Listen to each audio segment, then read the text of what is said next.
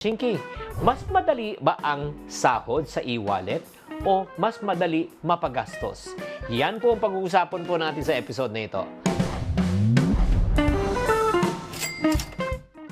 Hi there, this is Chinky Tan, your pambansang wealth coach. Ano ba kayo? Familiar ba kayo sa e-wallet? Ngayon po, syempre, may mga e-wallet katulad ng Maya, di ba? Pero ang tanong, dapat ba natin gamitin to? Well, let's weigh the pros and cons. Pros muna tayo, yung positive.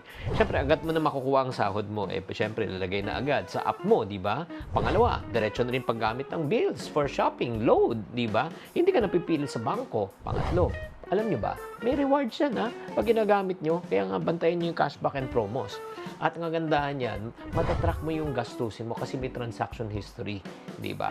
At syempre, tuloy-tuloy, di ba? May savings yan, at saka investment feature, lalo na sa Maya po, talagang maganda rin po, mga 3.5%, pataas po yan. So, yan po yung mga pros, pero may cons din po siya. Ano yung cons? Syempre, may mga iba, may mga withdrawal fees, kaya bantayan nyo rin yan. May limit din po. Minsan kasi up to a certain amount lang. Mga iba, 20,000, iba 50, 100. Kaya alamin mo kung magkano ang limit. Pangatlo po, syempre naman, isang tap lang, ubos agad. Ang bilis din gamitin po kasi.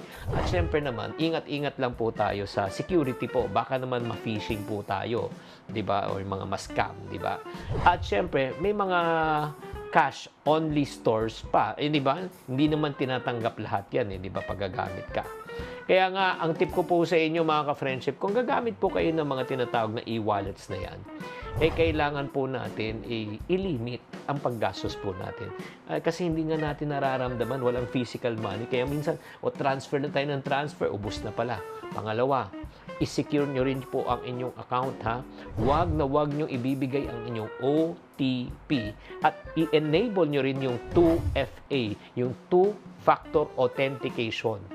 At syempre naman, gumamit kayo ng matibay na password. Kaya nga, ang e-wallet po, maganda ba? For me, I use e-wallet everyday, convenient. Pero dapat po, alam nyo, may control ka.